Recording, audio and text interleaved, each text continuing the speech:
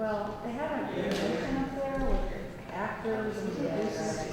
Well, they recruited me, the theme song is an instrumental, but they recruited me to play with them on a couple of shows. To play the instrumental, to play the theme song. So I got to hang out with the producer and the theme song. So I just came out. But anyway.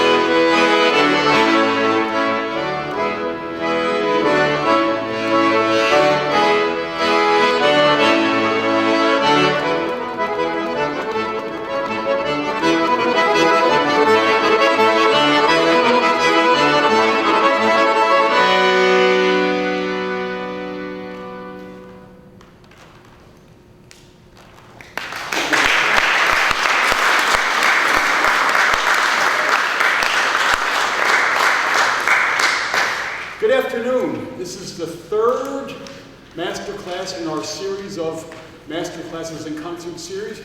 And this is our 22nd year, and you know what is customary. We all give ourselves a good hand for the 22nd year, or for every year actually.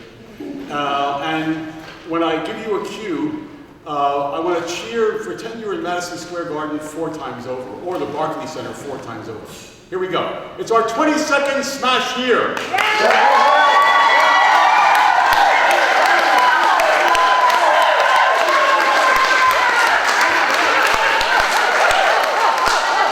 That's the spirit. That's the spirit. We have a great master class for you today. We have a wonderful program for you today. Does anyone know what I just played? Time After Time. That was written by my friend Rob Hyman. He's from a Philadelphia band called the Hooters. And what about the second piece? Material Girl. Very close, very close. Let me see. It's sort of in somewhere in South Africa. Does anyone have any idea? Now, I'm translating it onto the accordion, so it could end up sounding like Material Girl. And we went through this yesterday with context. When something gets translated onto the accordion, it can take on an entirely new dimension. And it's true. I mean, I had to eliminate a lot of the South African rhythms and substitute them with polkas. And I mean, you heard it at the end. You heard the polka at the end. I didn't have the percussion, so I had to do something. And the accordion told me, "Well, I want, polka. Polka is what I want to do here." Yeah. Does anyone know? That was a Peter Gabriel song called "In Your Eyes." Oh yes. In your eyes. I just saw him perform. What's that? I just saw him perform in Virginia. There you go. There you go. And so again, the accordion can really shift context. It really can. Actually, it's kind of wonderful for that. Which, if you look on the program where it says, do we need new compositions or getting rid of the composer? A lot of times when you take a song or a piece and you translate it or arrange it onto the accordion, it becomes more than a transcription. It becomes more than an arrangement. It almost takes on the dimension of being a new composition. So who needs more composers? Who needs more arrangers? We just put the accordion on and just dig into the vast diaspora of the instrument, and it will take care of everything for you. It's like diving in a junkyard. It's like diving in a junkyard. It really is. It's like diving in a trash heap. Thank you, Michaeline. Yeah, exactly. Good. The first man of the village. The accordion can, if we had to trace its roots in terms of, we could trace it back to the 2nd century BC with the Chinese shang or other free reed instruments.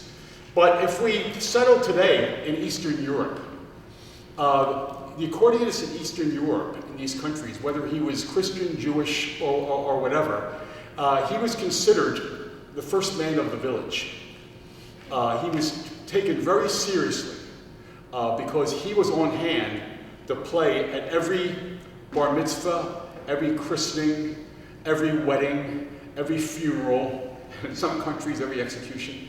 And he was there, and what happens, of course, a person like that starts to develop a kind of a radiance, and the radiance being that he kind of has everybody's number, because he knows everybody's business, he knows everybody's inner workings, and so he's respected. He's also a little feared. Because maybe he knows a little too much. He has too much information, and so forth. And when he dies, of course, his son would take over. I mean, back then, not the daughter, maybe today, but his son would take over, and a continuum would start. Now, what happened to these guys is they had to get out. Well, many of them ended up in Harrisburg. Yeah, of course. You know, you're from Harrisburg. Or you know that. Scranton. Or Scranton. Apparently, for a lot of reasons, they needed a lot of stonemasons working on the Capitol, and carpenters working on the Capitol, so a lot of working class people moved to those particular areas. And needless to say, the accordion players went along. And what did they do? They really couldn't do the same thing. So what they did is they sort of opened music stores. And they became sort of cultural centers. People would go and hang out there, kind of like Main Squeeze. And they would hang out and they would find out what gigs were available, where they could play, and so forth. And that set a precedent of those small little music studios that were popular in the 1950s in America. There were many of them. And I remember there were a number of them in Philadelphia where I was growing up, and they were all run by German families. There was a Kaiser accordion studio. There was a place called the Academy of Musical Education. I didn't go to any of them. My buddies went to all of them. I went to a regular conservatory and so forth, but these guys went to these music stores. Eventually, as the accordion faded out, one guy kept open, and he got this bright idea that since he wasn't making too much money now, because nobody was taking up the accordion, or taking up anything for that matter, he, at nighttime, turned his accordion studio or his music studio into a house of ill repute. And back in the early 60s, and he apparently, he eventually was arrested. Frankly, I think he was just fined. And he kept his accordion studio open for a little while after that, but then after a while it sort of shut down. That's quite a story. So the first man of the village was an important guy. And what happened to Dorothy's crawler? We talked about that yesterday. I'll bring it up again. You know, in The Wizard of Oz, the shiftless farmhands are not working very, very well. So Auntie M and her husband henpecked Uncle Henry. Auntie M comes out and says, "You're going to be a bunch of shiftless farmhands who will be out of a job. But you can't work on an empty stomach. Have some crawlers." And she serves them these crawlers. Anybody know what crawlers are? Yeah, dry donuts. You know, heavy donuts, and I guess they're good for labor. And so Dorothy grabs one and runs off and starts singing some, you see the crawler in her hand, and she's singing Somewhere Over the Rainbow. And by the time it's over, again, she has no crawler in her hand. So what happened to it? The dog, Toto, couldn't have taken it because the Wicked Witch already ran off with Toto. I mean, henpecked Uncle Henry looked at this paper and said, yeah, take the dog. That paper could have been anything. It could have been not even been official. He just looked at it and and they took the poor dog away. And I'm still worried about today what happened to the crawler. And A Bellow-Pleated World. Do we need new works? I said we don't. New works exist just by playing old works. Now, A Bellow-Pleated World. I came up with this idea a number of years ago when I gave a talk to a computer company called Microsoft because they brought me in to talk about the accordion and A Bellow-Pleated World because they were always looking for people who have sort of weird ideas. And so they thought mine were weird enough, so they paid me to come in and give my spiel on A Bellow-Pleated World. It wasn't round, it wasn't flat, it was bellow-pleated. Expanding and contracting, full of ins and outs. And Thomas Friedman had just wrote that book. It's The World is Flat. And so I gave the spiel, and recently I went off to Berlin to do a concert, and they gave me a nice dinner at the American Academy. And so they called me a German cab to go home or to my hotel, and leaving the getting ready to get in the German cab. Who walks in the door but Thomas Friedman? And he walks in, and he's on a cell phone. And so I I couldn't resist the opportunity. I said, you know, Mr. Friedman, I'm Bill Schimmel, the accordion player, and he pretended like he knew. Like,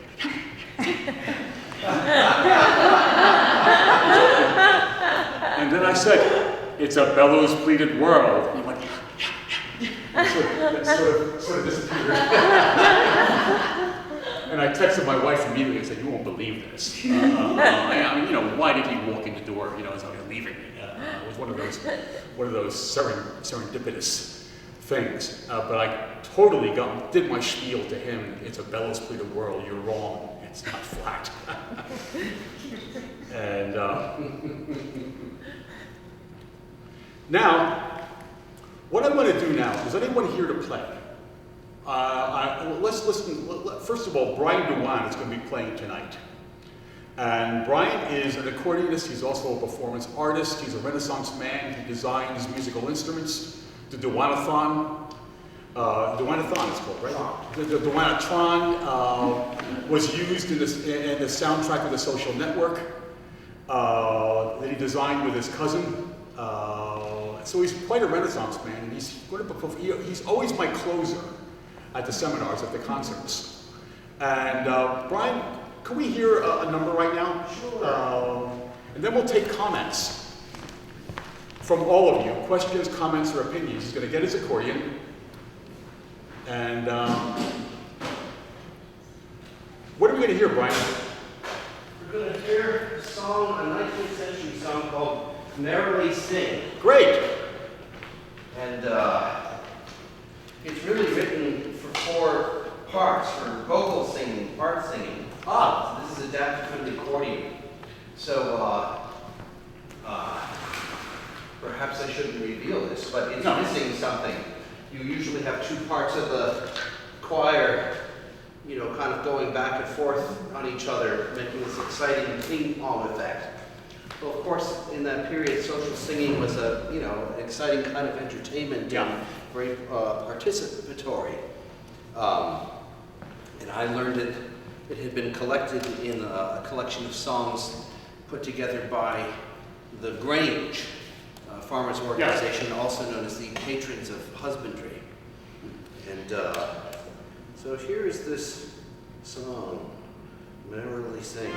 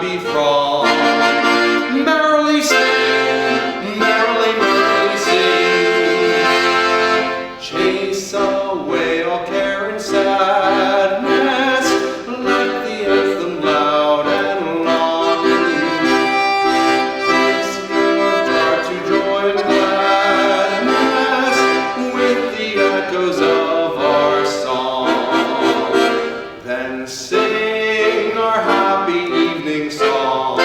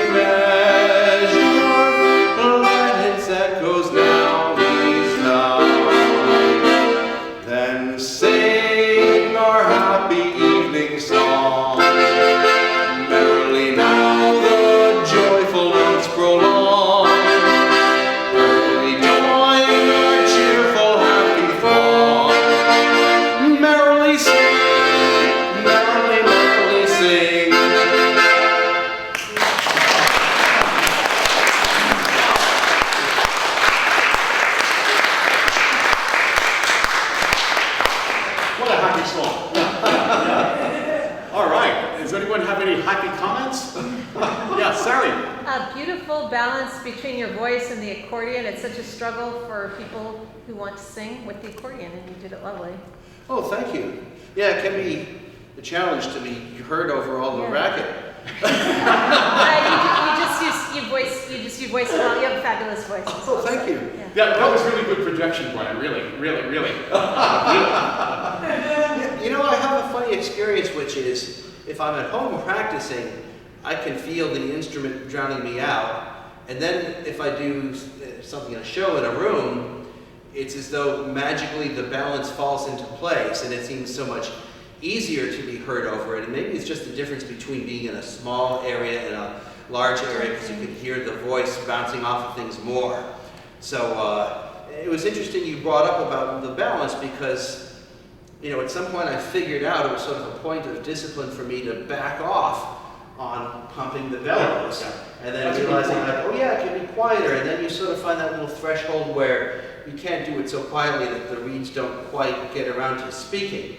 But I kind of like discovered like, oh yes, I can play this more quietly and that will be better. And then I'll have a little more room, you know, when you need it to be louder. But it kind of took me a long time to figure that out. Yeah, that may not happen at the beginning if you want to get real soft. All of a sudden, like, it may not be speaking. Now, stay with it, because eventually it will show you how. And all of a sudden, you will start manifesting a softer sound. And what will happen, which is very good, is that all of a sudden you'll have the same energy. It will be soft, but the energy level will be high. If you know, in other words, the amount of energy you give it will be strong, but the volume will be low, and that's the positive aspect. Yeah. Any other comments? Yes. Not in his playing, but my father was a mathematician. Yeah. And one day he drew up a 6-region Venn diagram. Frankly, I think we're living in 7-dimensional space here on Earth. I think that's Sure what we are. we're up to. But my father was a mathematician, did a 6-region Venn diagram. 5 regions looks like the Olympic circles. No one did a 6-region Venn diagram before. My father did make a point in skiing. The ski school director, who was Austrian, who was an expert yodeler, said my father introduced math anxiety to skiing. But it is bellows cleated. It is decidedly bellows cleated. It sure is. Once you get to 6 and 7 dimensions, the accordion is basically as good a model as any for the way the world was put together. Well, so you see what dimension we're living on? We're living in the 6th or 7th dimension. Oh, after the first 4, I get lost. Any other comments? Yes. In my comprehension of that, you were singing sometimes with the accordion low, and then when you weren't singing, the accordion spoke, and you were really having a conversation. and you know, take your turn, but the accordion spoke up when it was time. It's funny because now I've already lost perspective, but you reminded me that, you know, in the original sheet music, it says,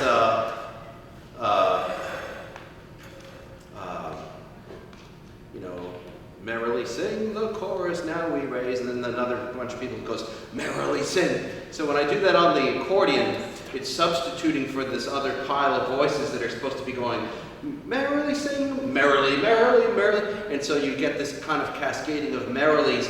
And so I guess I just decided to use the keyboard as the substitute for this blast of people that are supposed to sing merrily sing, but I don't have them because I'm all alone.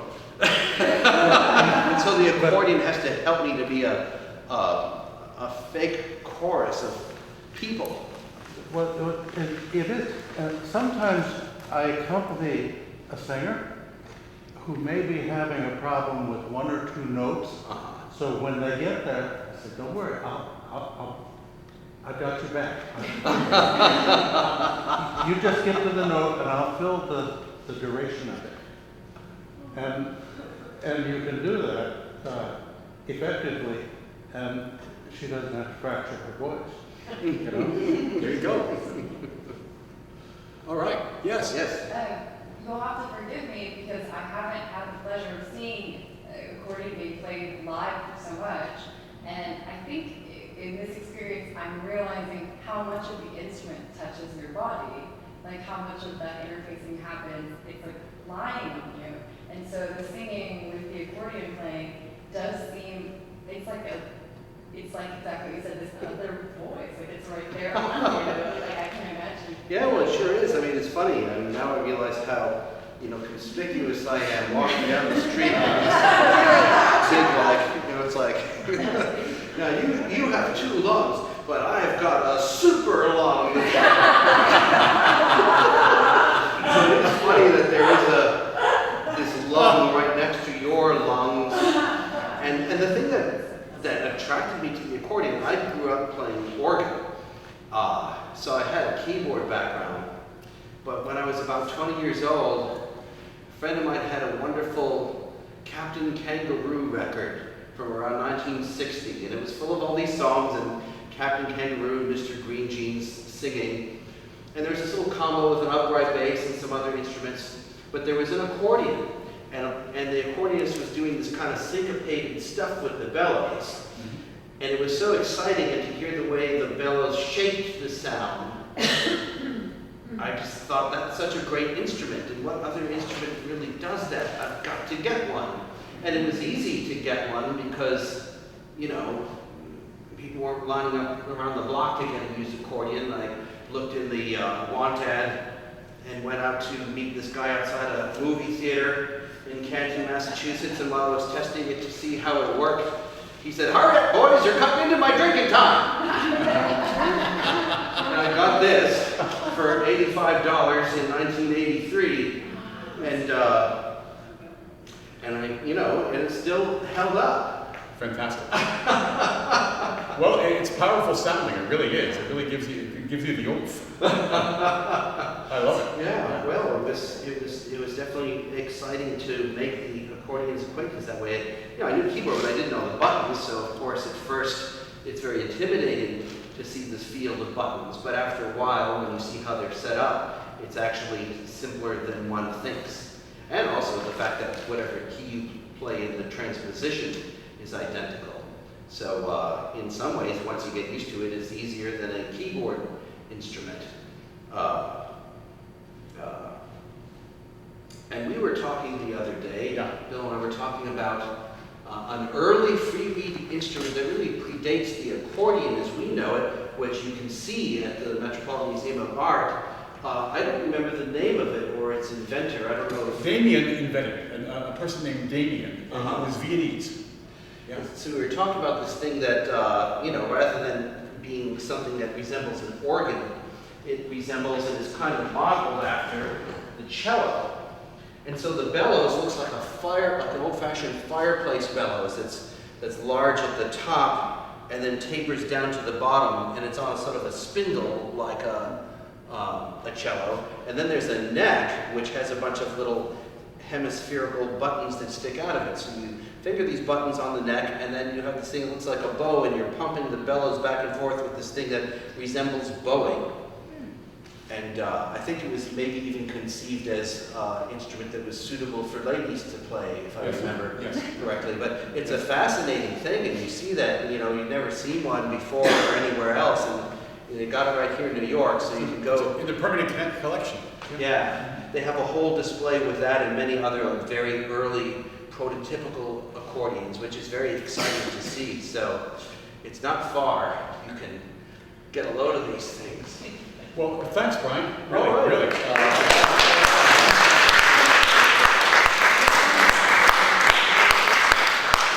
I'd like to introduce a very good friend of mine. And in opera circles, she needs no introduction. A grand diva of city opera.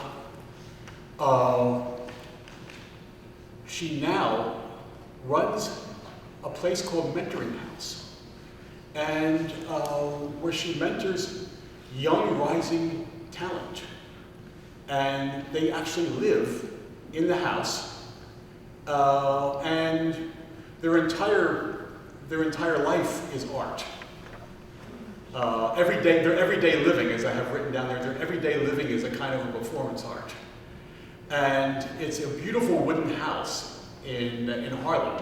One of the oldest houses in the world or something? The oldest house in Central Harlem. It's the oldest house in Central Harlem. It's a wonderful place. And I believe there's even little salon concerts that take place there. The people who stay there and work with Lauren have this opportunity to live and breathe art 24/7. And I'm just so happy and privileged that she's going to be here with us today. And a very wonderful thing also is that she has been granted special permission from the Kurt Weill Society to do Kurt Weill songs that I'm definitely sure you haven't heard. I guess, for lack of a better term, the unsung Kurt Weill, is that right? Yeah, absolutely. The unsung, and we're going to hear some of them tonight. And we're going to work with one today, right here in front of you, and we're going to get you involved in it. So I'd like to introduce my good friend, Lauren Flanigan.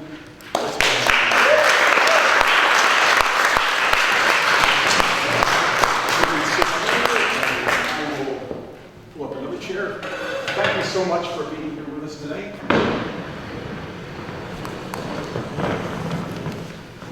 And it was wonderful, all the things that were said today in terms of the instrument being embodied, and also as the accordion as a conversational aspect with the voice.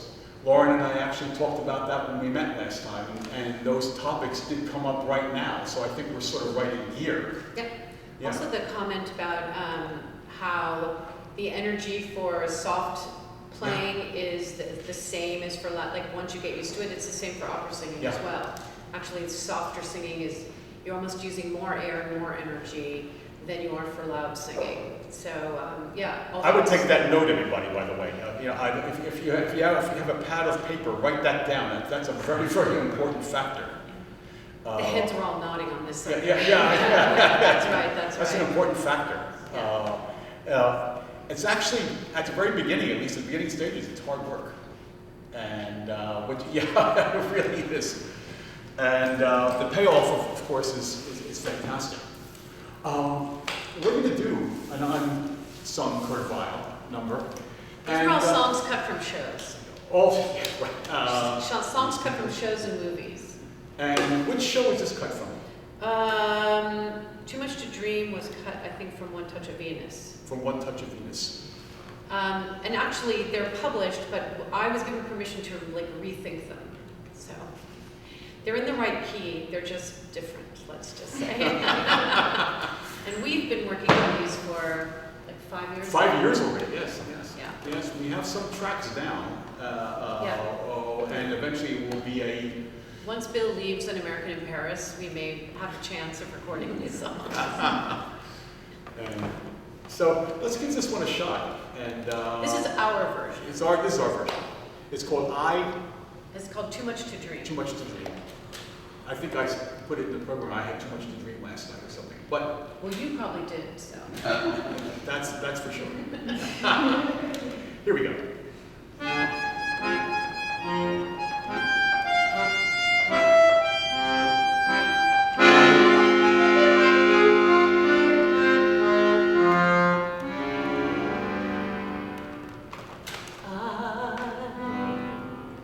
Guess I had too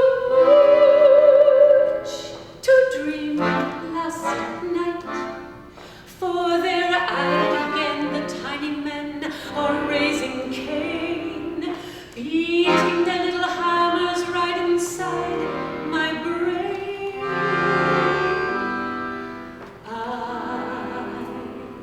I guess I had too much to dream last night, for a vision of white is waltzing on my window pane,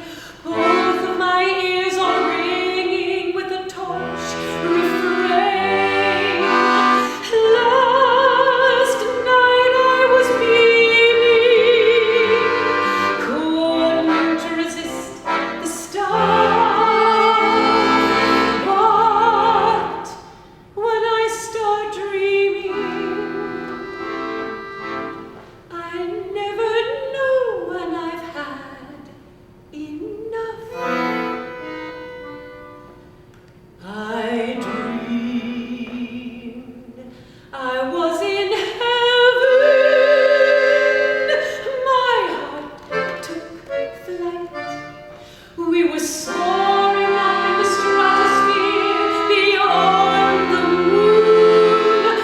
All of a sudden I came down to earth too soon. I guess I had too much to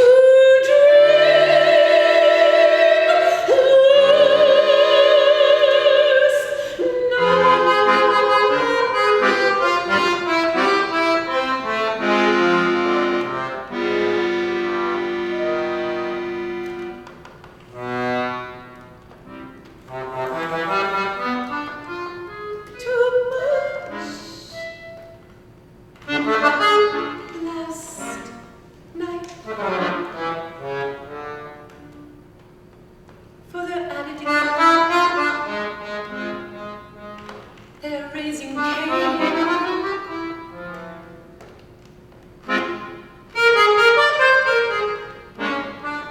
Inside my brain.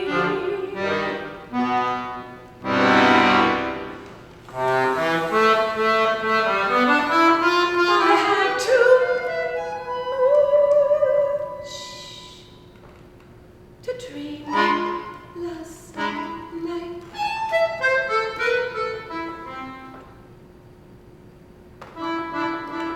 For a vision in white as waltzing.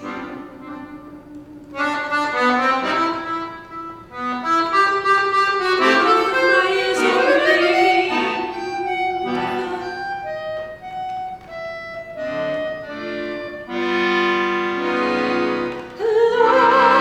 Last night I was beaming, couldn't resist the star. But when I start dreaming, I never know when I've had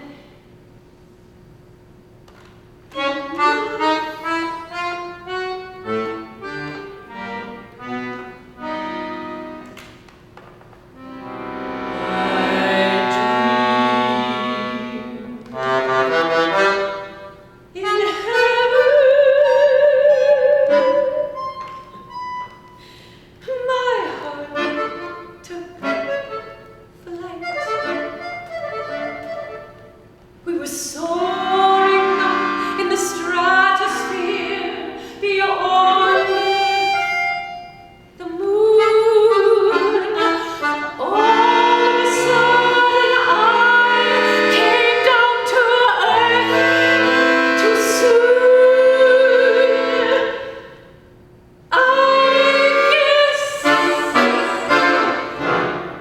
I had too much to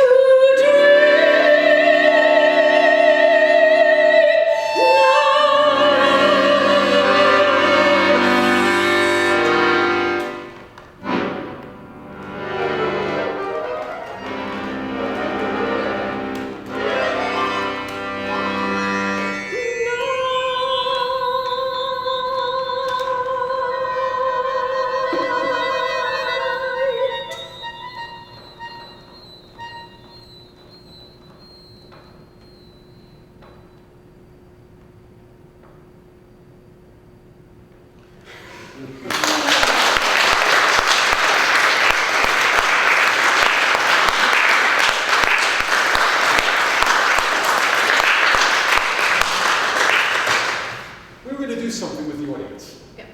Yeah. So this isn't exactly the arrangement.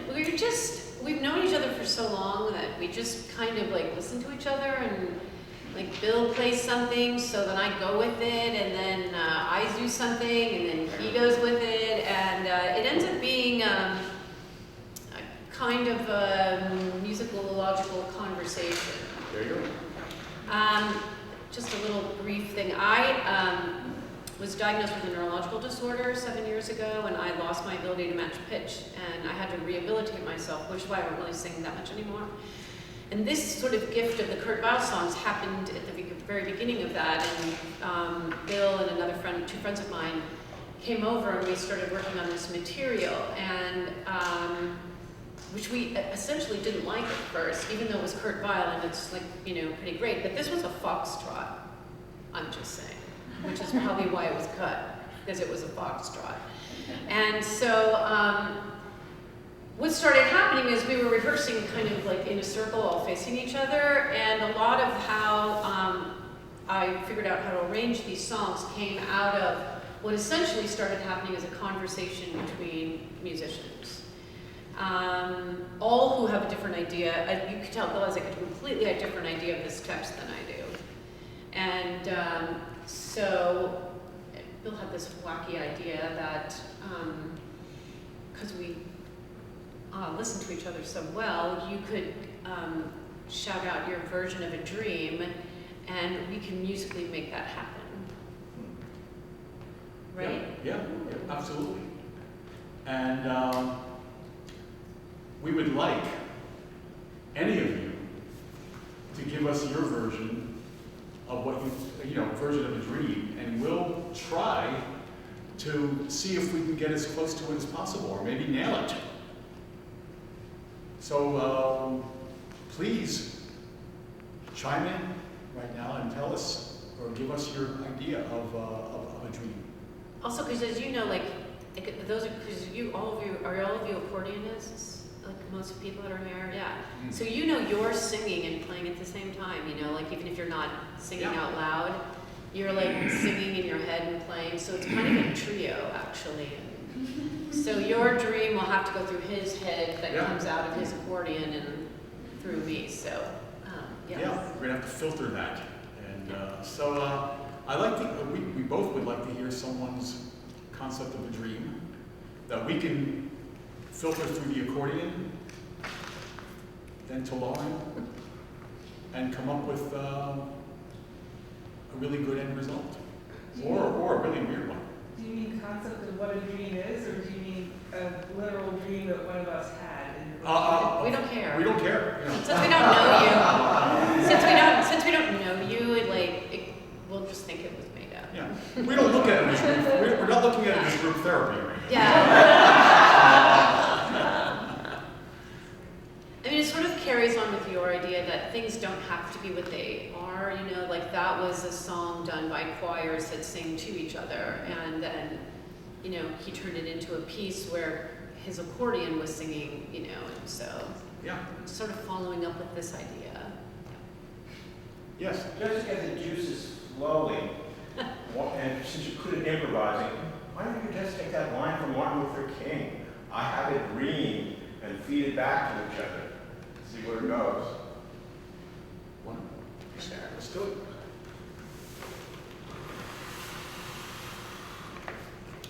Okay. So Martin Luther King, I have a dream.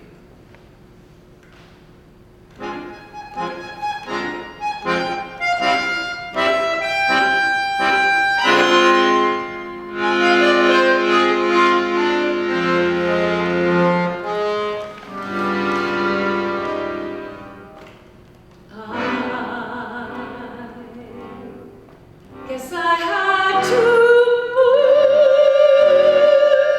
push to dream.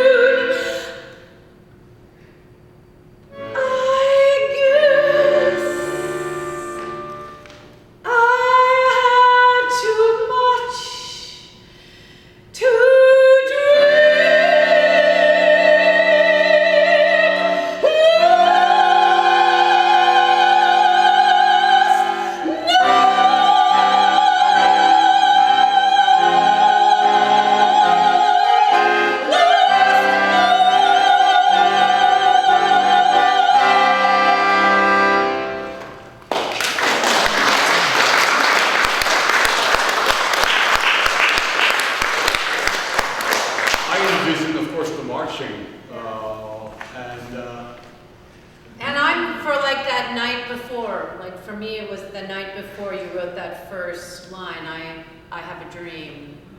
Well, the lyrics took on a completely different meaning. Yeah. You know, the little men inside my brain back longing to be more and wanting to do more and still being held back. Like, am I going too far dreaming that I can be equal? You know, That's precisely it. Yeah.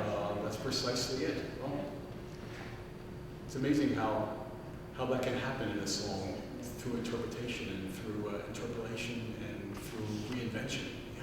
Yeah, I'll be honest that Bill has really influenced my, opera. It's what it is, what it is, what it is. It's like Mozart. Once you can't change it, you get in trouble. And so coming over to the Schimmelizing side of It's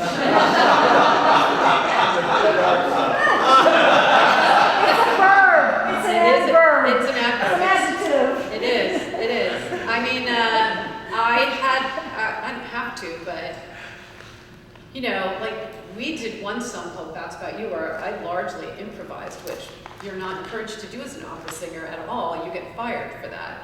And so, really coming into this idea that songs they don't always, it doesn't always have to look like this. There are a million chairs. We don't demand that all chairs have this shape and have this plastic back and metal legs, where we allow chairs to, come into our lives in various sizes and shapes and colors. Very often we just don't do that with music. It becomes something for us, and we want that same experience all the time. And he gets at that same experience. He's just open to how he gets there every time, and that has been a kind of a revelation to me, as a musician. And we met a very long time ago, but we started working, I was already 50, I'm 58, so I was 52 or 51, and so, I was very sort of dyed in the wool, So this has been a wonderful process and of exploration, and how things started off as one thing, but completely turned into a completely different song. And we actually ended up using all of these songs to write a show about how I recovered from my disability. And one song called You Understand Me, there's absolutely no resemblance to the originals. It's a complete atonal improvisation, and the Kurt Vile people were okay with it because it was in the same key. Yeah. So, anybody else? Anybody else? Yeah. What about a recurring dream that you really dread having, a bad dream? All right, yeah.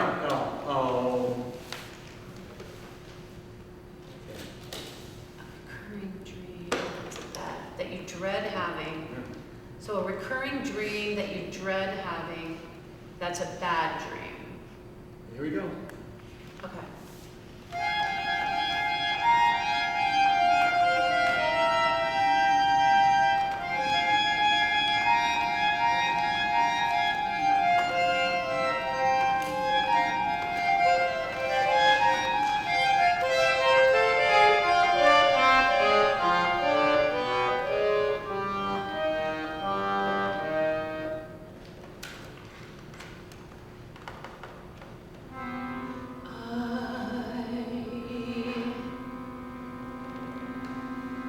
Guess I had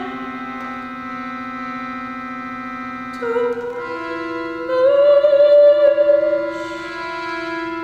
dream last night, for they're at it again, the tiny men are raising Cain, beating their little hammers right inside my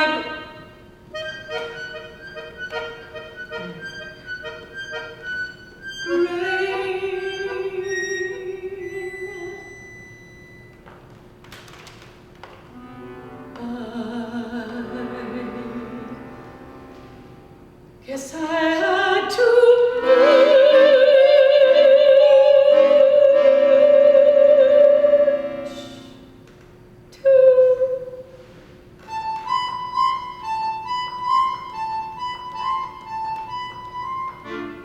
dream last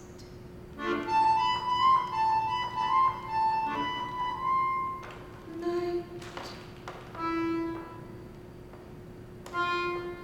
For a vision in white is waltzing on my window pane. Both of my ears are ringing with the torture refrain.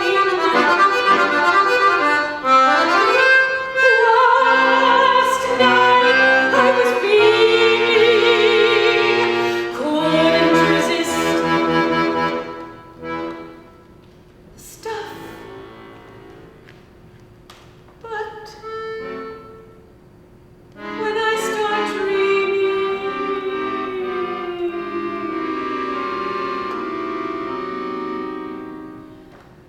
I never know when I've had enough.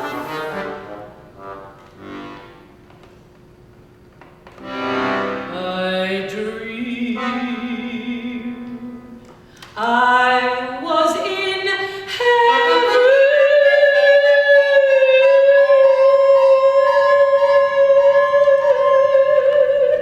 My took flight.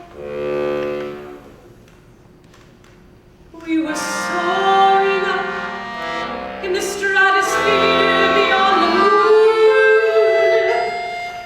All of a sudden, I came down to earth too soon.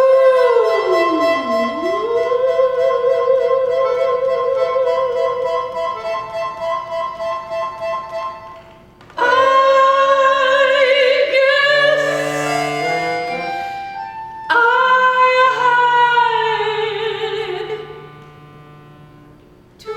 had too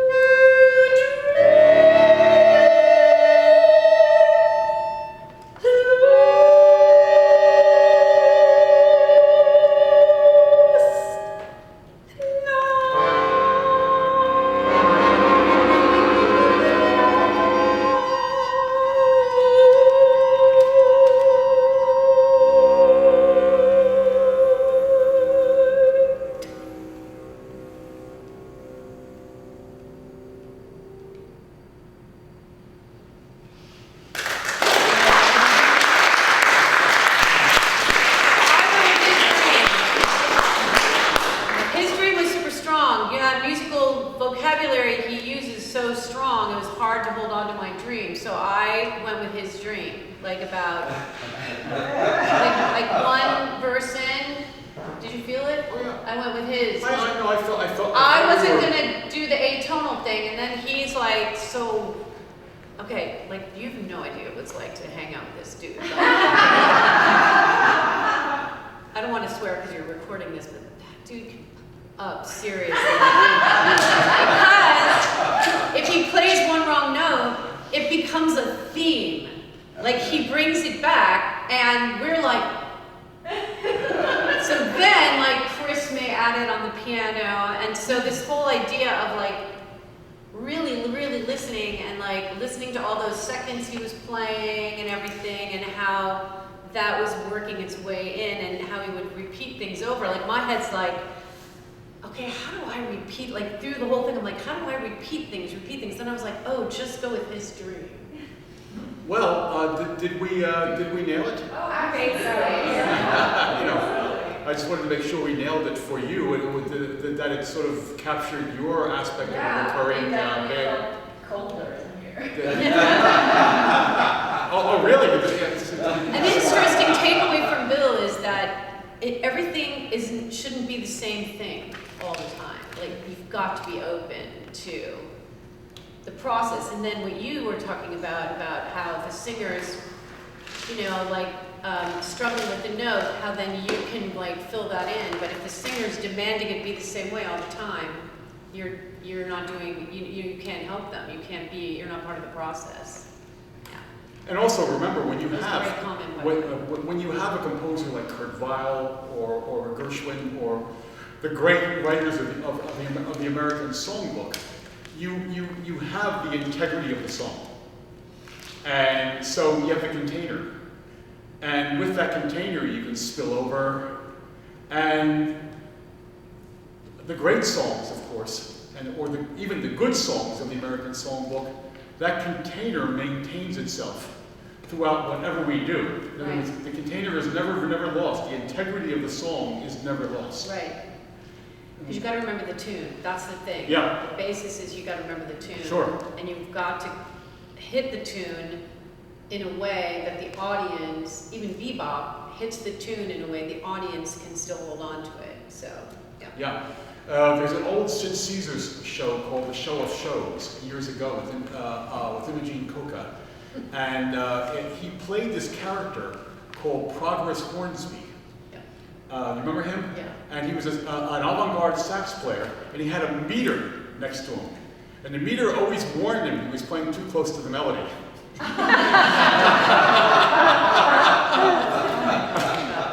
And what happened, he wore these thick bottle lens glasses. They were almost like bottles. And he got a lot of letters from people saying that it would offend young children who have to wear strong glasses. And he apologized on the air. He said, I'm sorry if I offended people, and he took them off. He stopped wearing them. Oh, no. Yeah. And, but I always loved that meter that kind of warned him, you're playing too close to the melody. Yeah. Well, it's kind of like, when I like to go to music concerts. Like, if you're a famous rock and roll kind of guy or star, you have to at least play one or two of the familiar songs. And it's kind of like you said, don't stray too far from the tune. Yeah. And I've taken improv classes. There's beats. You always have to keep in mind, I guess, that like you gotta have these recurring beats, or you gotta keep close enough to something that you're keeping the audience in mind. Yeah. You know what I mean? Like you can't go just way out there, right? You have to stay within. Like you can play, but you want to play within some kind of something. Is that what you're saying? Well, I think the first way into that is know the song. Know the song as is. As is, Right. yeah. That's important. And also, if it has words, know the words. They may take on different meanings to you, but know the words, and start from there. And any really good song, and there are many of them in the American Songbook, they will eventually reveal themselves to you. And as Lauren said, she's absolutely right.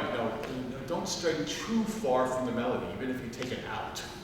I mean, because the intro that last time was not like, he was repeating a lot of crazy stuff, I trust that there will be an indication from Bill about when he's done, or he's wanting another voice to come in. Like usually, because you take an improv class, you're working with people you trust. Right. And there are rules even in theatrical improv, there are rules that everybody has to follow. And so, but I mean, for this, once you stop listening to the people you're working with, then you get lost. Sure. Which is the same thing in yeah. improv. It's respond. It's yes and. Yeah.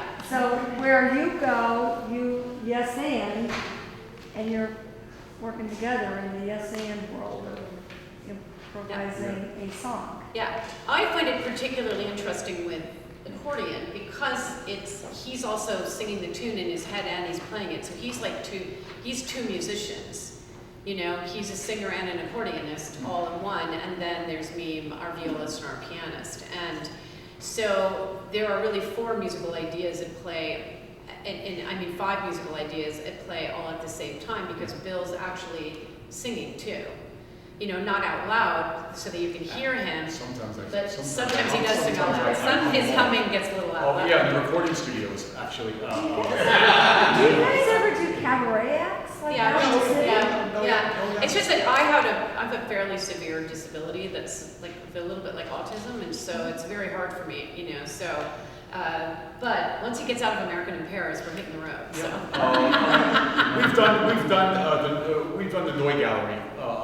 Quite a lot, actually. Quite a lot, actually. Done it 5 times. Yeah. So Cafe Zawarsky. That would be fun. Yeah, we've done that quite a lot. Yeah. Yes, Mark? Early on, you talked about the difficulties of singing and performing softly. I mean, I used to sing as a kid, cantorial music. I used to go to services at camp, and I actually have a pretty good singing voice, except I don't advertise them. I love my dentures at home. I'm missing molars, so my diction is off. But with soft singing or swimming or skiing, because I taught both those sports, as a 12-year-old, I used to pace my father's assistant, who was a national champion of breaststroke. Oh, my dive was atrocious. But in the water, all I wanted to do was skim the surface. And I realized that the way I did that was not by pushing harder, but lessening all the resistance. Ditto when you're skiing, to make a right turn, it's actually your left foot that gets engaged. All the energy is coming from your left foot. But you can push and push like the dickens in that foot. If you don't shape that turn with your right foot, you're history. And ditto with singing. There are very small antagonistic muscles where the key is not giving the one the atomic kick, it's relaxing the other one. And being able to tune into that is very subtle. The act of relaxation is probably more important than anything else. But I think people don't understand that when you're opera singing, this whole part of you is completely relaxed. If there's any tension here, no one can hear you. So you're really engaged, in your core, but you also have to be able to move this way, so you can't be tightening your stomach muscles at all. It's like a very specific thing, but the more relaxed everything is here, the more focused and the more overtones you have in your sound, blah, blah, blah. And so I think people think it's like a very tense thing we do, especially when we sing forte, but it's not. It's actually a far more relaxed thing, and that helps you really access sound. And so I spoke to the point about, Bill's point about how you get a piano sound, and it's trust. Like I'm teaching a boot camp right now, and I'm saying to them, we're talking with someone about singing softer, and we said actually, you really have to use a little bit more air, really use that support down here, and then it's a trust exercise, and then it's just repetition the more you do it, and then you'll see that actually forte and piano have the same physical energy, but it gets a different outcome. Yeah, that's one of the most important things you can learn today. And I'm going to demonstrate one factor, and I know, Sari, you'll like this because you're in the Zen phrasing. Yes. Thank you, Lauren, really.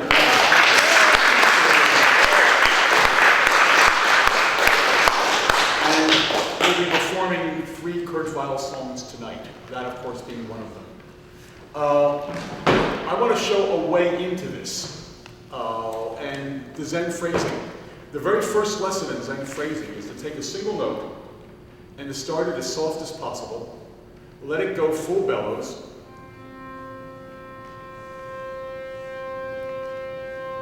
and don't even pump, allow it to happen by itself. Maybe you want to do an octave, it's okay, and allow it.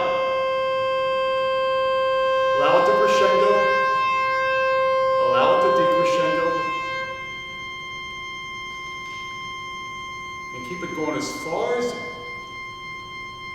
look how much bellow I have, just to get that one note. It's almost like circular breathing.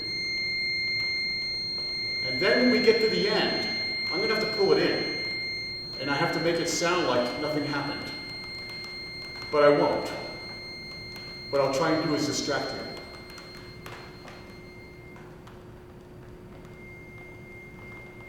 And you just bring it back. Crescendo it. Notice it's almost non-existent.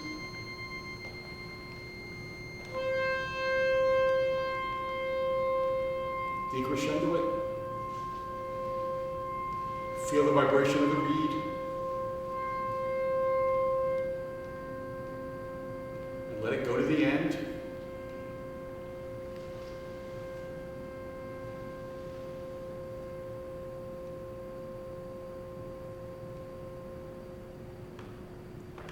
And it's almost like you can practice out like a yoga every day.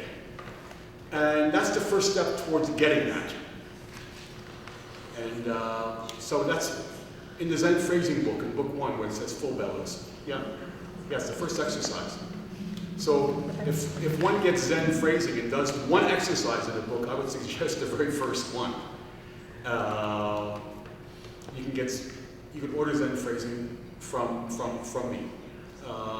Okay, now I wanted to introduce Cornmo, my friend. And Cornmo is an indie rock singer. He has quite a following, international following.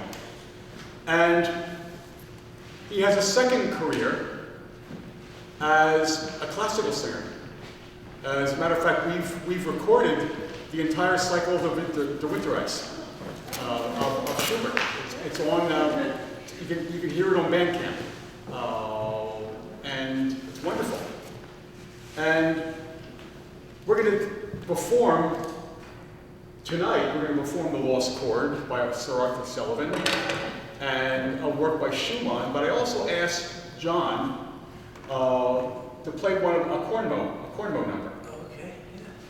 Yeah. And let's give them a taste of both ends.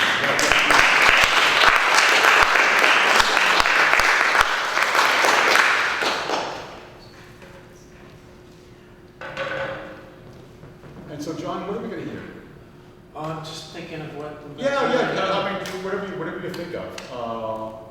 I don't remember what I played last year, but I'll just play this. It's a song about Frankenstein. Ah, good. Love it.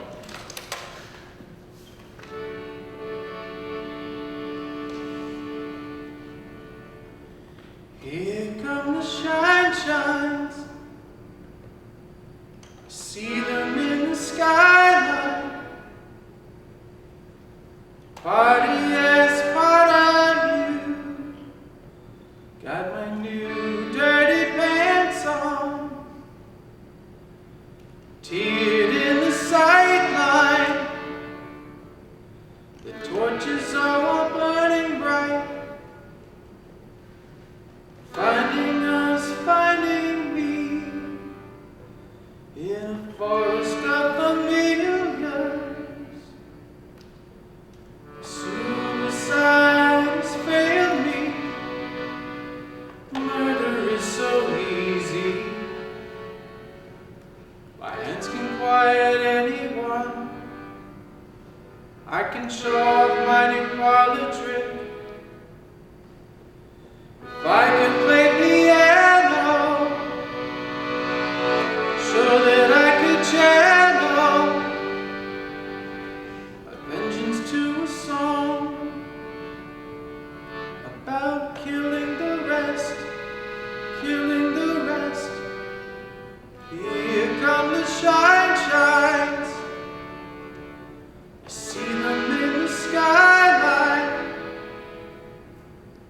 Party as part of you. Got my new dirty pants on.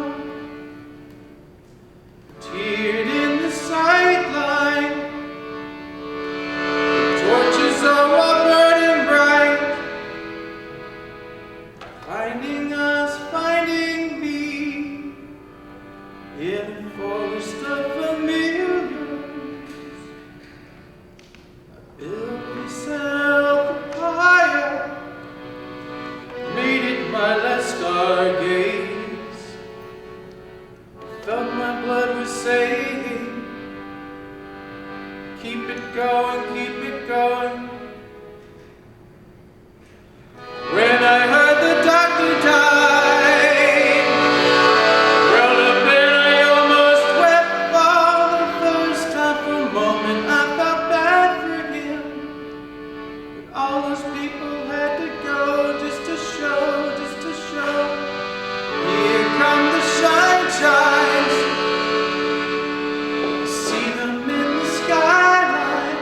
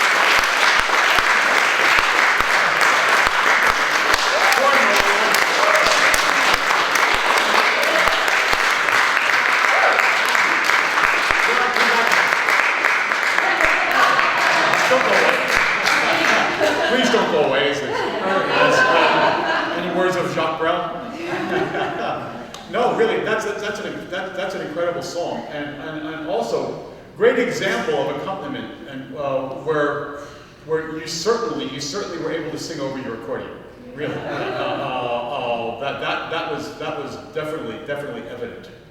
And now you have a first question I'm going to ask you is like so many stars, no matter where they all have songs that people want to hear, like that signature song and so forth. Do you have one? I like that one. You like that one? Yeah. In other words, that's one that people will request. Yes. Yeah. And you also have, I don't know if you heard his Boozy Boy, Gary Boozy Boy is one of them. Yeah, Gary Busey, yeah. Yeah. I'm not about Gary Boozy Boy. Yeah. I think you did that on Jimmy Kimmel, is that right? Mm-hmm. Yeah. And Lollipop. That's what it was. Yeah. 4 years ago you did Lollipop. Oh, okay. Yeah. That's right. You did Lollipop a number of years ago, and that was sort of a homage to Tiny Tim, wasn't it? Yeah. If you remember Tiny Tim, yeah. Now you have a dual career. All of a sudden, I learned that Cornmo is seriously studying classical singing. And when did this take place? Well, I started a little bit in college and then I stopped for a while. Mm-hmm. And then I was street performing in Edinburgh and I blew my voice out. And so I looked up a voice therapist in New York when I got back. And I found this guy named David Fairchild. And he helped me get my voice back. And then, he pulled out show tunes and started working on show tunes, and I not really like show tunes, so he pulled out some more one day. He pulled out the Winterreise. No, not the Winterreise. He just pulled out a couple of Schubert songs, and he said, "This is what I did my doctoral thesis on," and I just wanted to see what you thought about them. So I tried them out. And we did On the Music together and Du Bist die Ruhe. And then the next week pulled out show tunes again. I was like, I don't like those. Let's do more of the Schubert. So nothing against show tunes, they're great, but I had really something about this guy's songwriting that I really liked.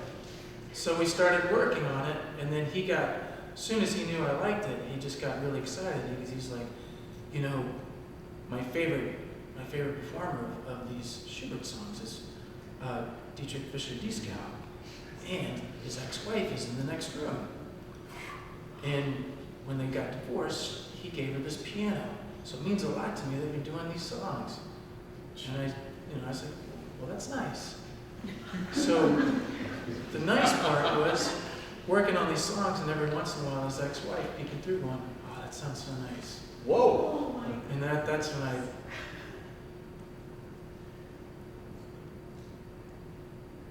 I got a professional boner.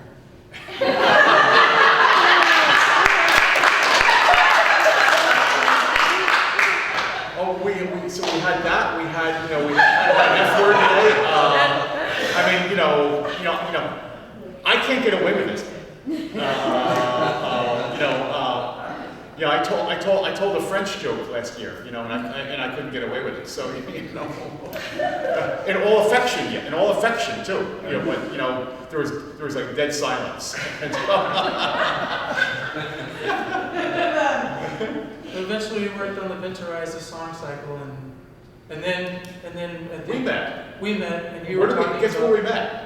We met at an accordion seminar with Ben Ickes at the Elk Yard. Le Poisson Rouge, we met, yeah. And you were talking about Gerald Moore, and that's when I got excited. I was like, oh, he's the guy that accompanied Dietrich Fischer. That's right. And then so we started talking about doing Winterreise. Yeah. I saw Gerald Moore once when I was a doctoral student at Juilliard. I was coaching a singer named Kerry McDevitt, and his wife was Batya Godfrey, and she was a staff singer at the Met. And they lived across the street from me. and he was in the American Opera Center at Juilliard. He needed work in ear training, and so I was coaching him. I coached him. He hired me in the summertime every day to coach him. And so what happened is, he invited me, of course, to his recital later on that year at Juilliard. And I noticed on the program it said, you know, Carrie McDevitt, tenor, world famous accompanist Gerald Moore. And so I went. And sure enough, who walks out on stage is the accompanist, but Gerald Moore himself, you know, with the close shaved, you know, sideburns, and very professional looking in a tux, you know, with his music all dog-eared and so forth. And I was wondering, how did this happen? How do you call up Gerald Moore and he shows up and so forth? And it turned out that he was in town, and that, of course, Batya Godfrey, his wife, knew him. And apparently he was working somewhere else that afternoon. It could have been at Carnegie Hall or something of that nature. And apparently he said, yeah, what, you know, why not? And he came over and accompanied him. And it reminds me of the same other story where Tom Waits called me in to do a record on a rainy night. I had no idea what it was, and it turned out to be Rain Dogs, one of his best things on a rainy night, of all things. And so I recorded it, and when I recorded it, they said, "Oh, you just missed Keith Richards, who just walked out the door." Of course. Of course I didn't see him. Of course he just walked out the door. And I said, well, is Keith Richards a friend of Tom's? And apparently not. They called him up out of the blue because he was in town. And he said, what the F? Yeah. And came over. That's what he said. He said that, you know, what the, you know, and came over and laid the track down and left. You know, very simply. So you think that some of these people are inaccessible, which is ironic. Actually, some of them are quite accessible and they're ready to play. I'm not saying you can just call them up out of the blue, but these are two examples of the, you know, an almost accidental happening of you know, Gerald Moore and of course Keith Richards. Yeah, and I saw both happen. Also Ultraviolet, who I knew very, very, very well, one of Andy Warhol's superstars. We'd done cabaret shows together and we were quite good friends, and I would go to her place a lot. But she would always tell me, Andy Warhol just left. I even heard the elevator going down. You know, that's Andy. He just walked out. You know, I never met him. And I missed him always missed him by 2 minutes, and so forth. One of those kind of things. Tonight we're going to be doing 2 numbers, and perhaps another one of yours, of your choice. I think you did this one last year, the Frankenstein number. Did you? I did do it last year. Yes, you did it last year. Maybe we'll do something else tonight. Yeah, this one was tonight. Do you have the Schumann with you, the music? Yeah. Maybe give him a little taste of the Schumann. And what piece is this now?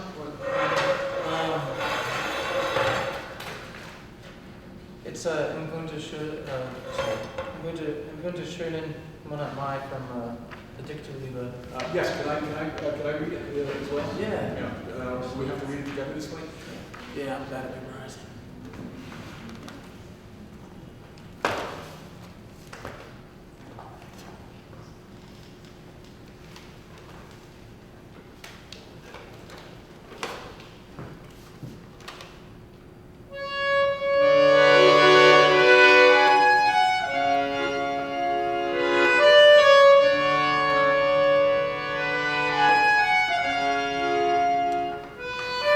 You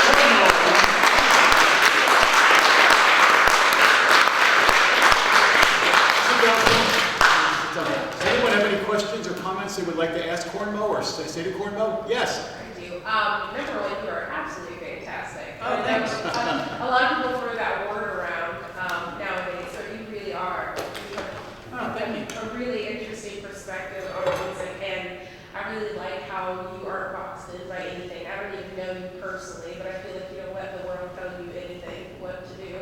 That's really cool. Who are you currently studying now? Classical voice, and if you are, who are you studying with? Well, I was studying with Dr. Fairchild. He passed away last year, so I am orphaned in a sense. When did you first discover the accordion? Where I was playing in metal bands, and there was one of the guys in one of the bands I played with, his mom worked at a homeless shelter, and she found a broken one in a dumpster next to it.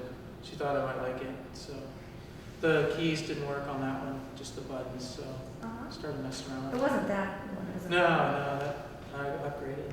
Yeah. Do you need a record label? I don't know. I've never had one. Well, I don't know what, yeah. yeah. Yes. You know, you regard this, accordion such as, down-to-earth street music, but you take the string quartet and it's now revered as a high art form. Right. Haydn got in trouble in school. He cut a boy's pigtail off when his voice cracked, and he got kicked out of school. The string quartet was created by him because he was homeless, and he carried his violin with him. He went from barn to barn doing gigs. And then later on, when he and Mozart and others gathered, because of his Papa Haydn, he got his choice of instruments. But these were homeless street musicians who did this string quartet. So it kind of started in the street. Yeah. And then got elevated somehow. Haydn was, his brother became head of the fire department and remained in town. His voice didn't crack so early. He remained in Salzburg, and today you can see monuments to Haydn for his brother Michael. But Franz Joseph got kicked out of school. His voice cracked, and he was homeless and went from barn to barn, and that's how the name started. Well, so much of what we call high art had early origins as low art.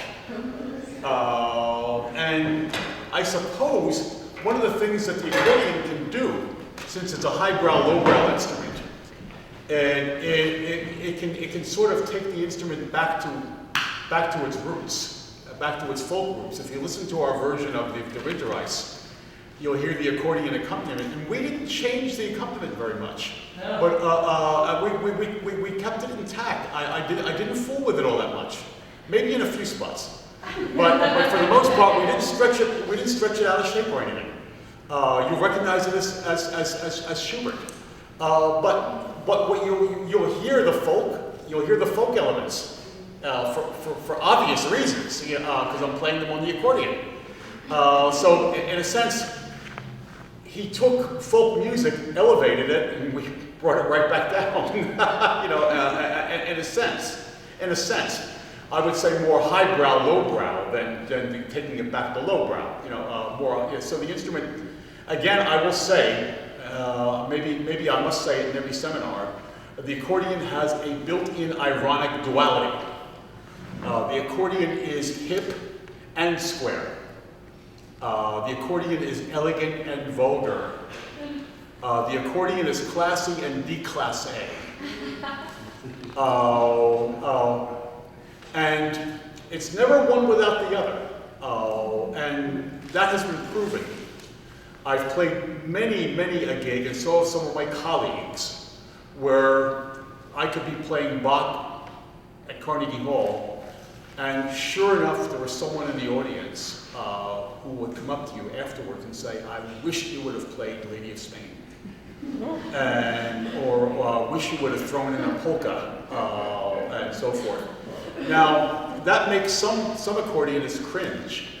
It doesn't make me cringe particularly at all, because I think it's built into the instrument. I'm not so sure it's going to go away. I think there are people who are trying to make it go away, but when that happens, it sort of comes in Okay, since we're on a kick today, it will come and bite you in the butt, eventually, yes. Yes. Don't you think the accordion, for depending who it is out there and their experience in life, people have a concept of it. Yeah, sure. And like, I play with the street band in Yeah. Harrisburg.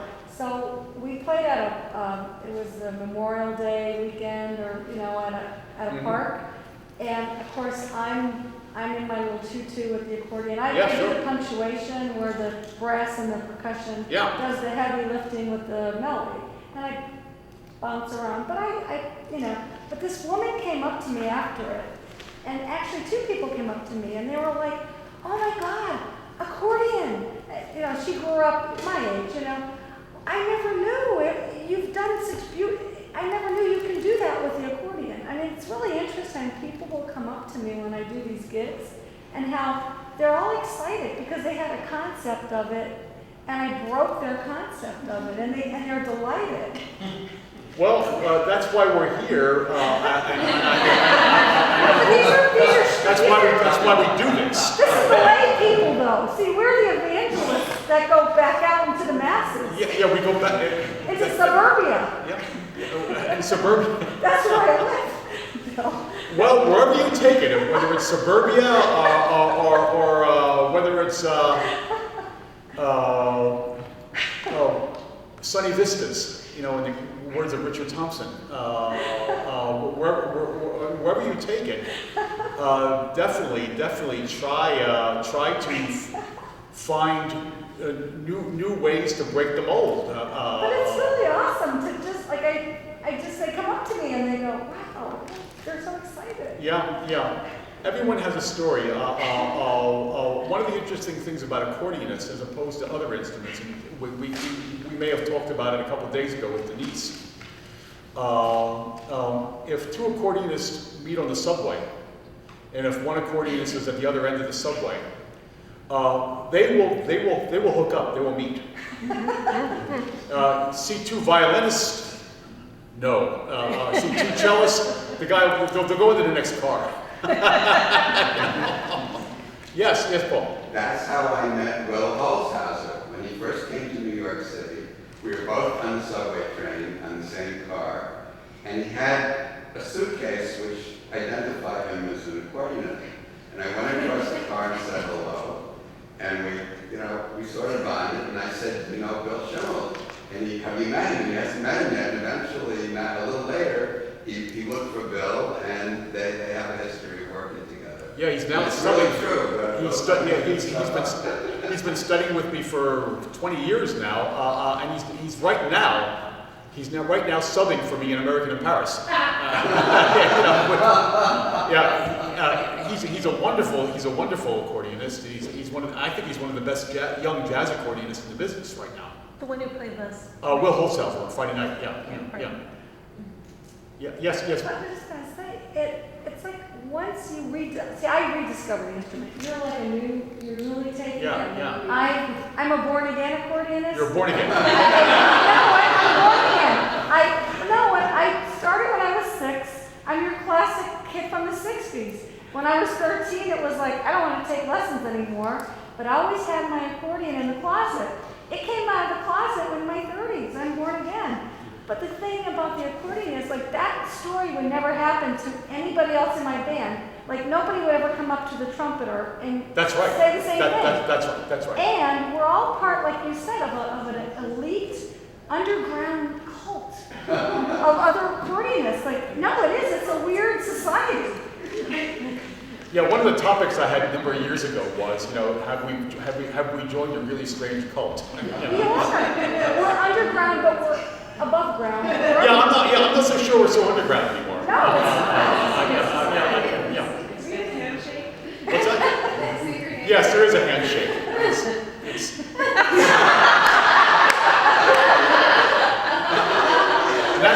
That's the secret handshake. If you're on the subway and you see a fellow accordionist, you simply go like that.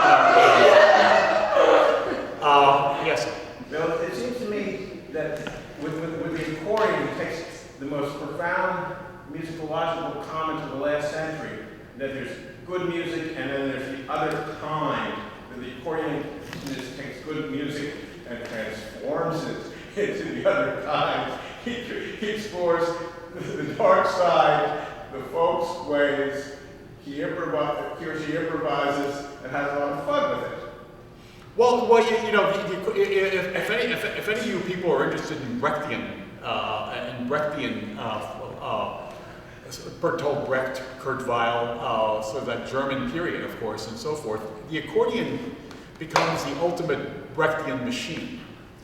Because, first of all, you wear it, so you're already in costume, number one. Two, it represents the worker, you know, and so forth. And two, it has a commentary quality. It's sort of in the band and it's a little outside the band. It's sort of making comment. It's like that first man in the village, it has your number. So on one level, you know, it kind of is not supposed to be there, and that's why it's so wonderful. Because it's a little bit removed. Yet by being a little bit removed, it's the ultimate blender. So you start developing all these paradoxes, all these ironies. Yes? Well, when I joined the street band, they didn't know what to do with me because they're mostly marching band type. Well, there's pieces for the trumpets, there's pieces for the piccolo, there's pieces, but there generally aren't pieces for the accordion. No. You can play wherever you want. Well, so that's what's really cool about being an accordionist. You kind of invent what you do in a band or wherever. That's what was one of our topics, actually. Yeah. Yeah. I remember, you know, 2 years ago I played in a new music concert, and the person running it was a total purist. And I remember the oboe player got sick, and this total purist came over to me and said, "Here's the oboe part. Could you play it on accordion tonight? On your oboe stop." And so, you know, the accordion was able to step in and affix, you know, and play that oboe Even part. our reeds. We have a bassoon. We have a violin. That's right. What other instrument has? No. That's what we call it's a bird. It's a plane factor. It's a bird. It's a plane factor of the accordion. In other words, it's whatever it needs to be. And I've heard, was it here, the accordion is orchestra in one, because you have melody, you have rhythm, and you have bass. That's right. You have it all. That's right. All in your hands. Yep. Yes. No other instrument can you say that about either, right? Nope. You know, the old Excelsior accordion ads, you know, which was the top line back in the old days, said a symphony of tone colors at your command. That was and their big model was the symphony artist, and that set a precedent for the accordion as, you know, as a symphony orchestra in a box, and so forth. And so it's all of those things, and you know, it's a particular dimension of the accordion called it's a bird, it's a plane factor, where it needs what it wants to be. There's so many dimensions one can talk about. The accordion is also an accordion by itself, where in a sense it needs no improvement. No matter what we do, no matter how many buttons we put on it, it always seems to go back to a basic accordion. It's sort of like the basic screwdriver. People have improved on it over the years, but everyone still has a basic screwdriver in their home. You know, or the tango. Good tangos really can't be improved upon. I mean, Astor Piazzolla has written modern tangos, but the classic tango, no one has really improved on them, and so not too many of them are written. In other words, the good ones have already been written in that sense. And so we always keep going back to the basic accordion, yes. And that's the basic accordion dimension. So you're in the orchestra pit of a Broadway show. That's correct. Now, how did that work? Like, is there an accordion piece? Or It happened by accident. I wasn't supposed to do it. And it wasn't supposed to be a long run. It was supposed to run for like a couple of weeks and leave. And because the Broadway people didn't think ballet would sell, pure and simple. And most of the singers are ballet dancers who just get up and sing. And so they're not Broadway belt singers and so forth. But they do a good job. They But what pull do it you off. play, like, how do you blend with the orchestra? That was why I was brought in. In other words, in first week of previews, they realized that the orchestra wasn't saying "Welcome to Paris," number one. Wasn't what? Wasn't saying "Welcome to Paris." Okay, okay. So that Parisian element, and I thought that was the reason why I was called in. But I was on my way to Troy, New York, at the Rensselaer Institute. I had a week residency there, doing the most gnarly modern music you could ever think of. I was wired up. You know, it was almost what I talked about in the first session. It was almost one step towards a bondage experience and so forth. It was a week of experimentation. The good part is I piped in all this great food, and they treated us pretty good. On the train, my wife calls me and said, you know, a contractor left a message on the studio. Can I give him your cell? And I said, by all means. And so sure enough, as I'm getting out, I'm walking out, getting my accordion, getting into the taxi, this contractor calls me and says, how soon can you get here? And I said, not that soon, I have a week here. And so I remember I hang up. And I figured, oh, that's a bust. That's not gonna happen. And he was calling from American Paris. And then he called me up 3 days later and said, how soon can you get here? When do you get home? When do you get home? And I said, Saturday morning. This was while there was previews to happen? Yeah. Okay. And I said, I'm home Saturday morning. And he said, okay, here's what you're gonna do. And I had no choice, apparently. Here's what you're gonna do. You're gonna show up and watch the show. We're gonna hand you a stack of music that looks like a part. You have Sunday and Monday to figure it out. And you'll play Tuesday night. He said, am I clear? And I said, yeah, you're clear. And I showed up, they handed me the music, and I just did that. It was an overwritten, big, thick keyboard part that I had to make. You were playing keyboard, basically. It was a big, thick, almost like a condensed score. Right. And what I had to do was basically take that, sit and listen to the orchestra and figure out a way of what would be important to bring out. And I realized that there was 3 elements that I had to be aware of. 3 elements. The first element was Welcome to Paris. What lines would sing that would give a Parisian feel? And the second one was, and since it was an 18-piece group, they wanted to make it sound louder. So I thought about all those original Broadway orchestrators, like Don Gibson, basically, who would use the accordion back in the 1950s as a filler. He did it in The Fiddler, he did it in a number of works, where the accordion filled out the string parts and the brass parts to make the group sound larger. Eventually they went to keyboards and samplers, but in the old days they used accordion. And so I thought about those orchestrations and I tried to incorporate that into the part. I realized sometimes the fiddle, the string section, since there was only one on a part, could use some fattening.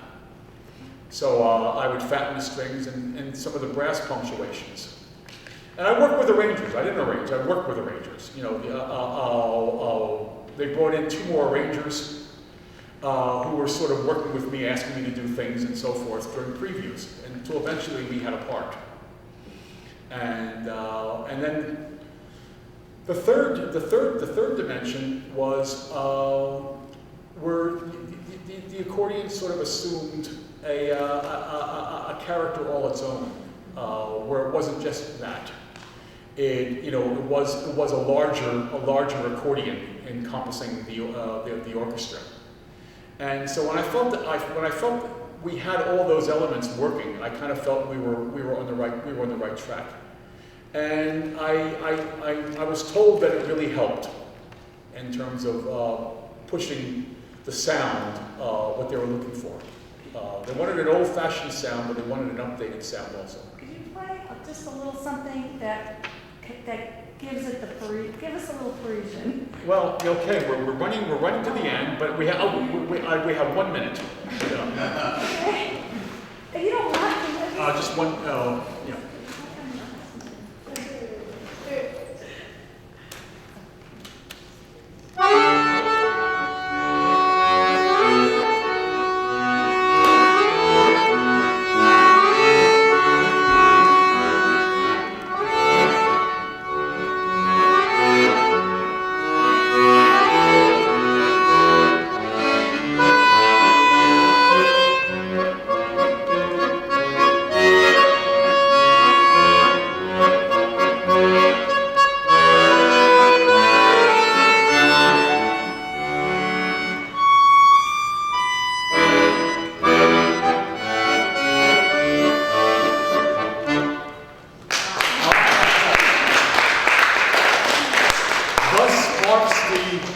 Of our masterclass series for 2016. Please join us tonight at our concert at 7 o'clock. You will never forget it. And thank you for coming to the other events. We had a wonderful, wonderful time, and we'll wrap it up tonight. And thank you. I'm Dr. William Schimmel. God bless you.